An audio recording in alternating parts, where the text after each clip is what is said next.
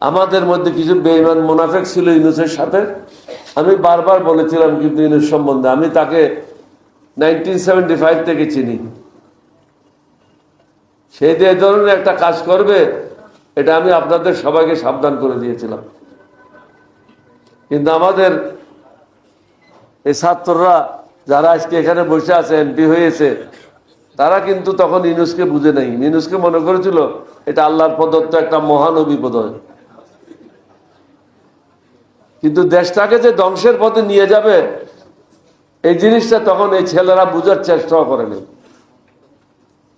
তাদের তো অন্তত লেখাপড়া করা একটা জিনিস বোঝা উচিত ছিল। উনি একজন অর্থনীতিবিদ, তাহলে শান্তিতে নোবেল পাইল কি করে? মৌলানা সাহেব ব্রাহ্মণ হলো কি করে? এটা জিনিসটা বোঝা উচিত ছিল তো। কিন্তু ছাত্ররা সেদিন বুঝে নেয়, যার কারণে আজকে জাতিকে খেসারত দিতে হচ্ছে। শাহাবুদ্দিন চুপ্পু ব্যাংকের একজন কর্মচারী, কিভাবে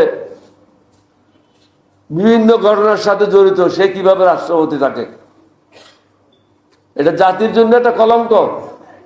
ছাত্ররা অর্ধেক পথে এগিয়ে রণে ভঙ্গ দিয়েছে। কাজ যেটা ধরবে সেটা শেষ করতে হবে।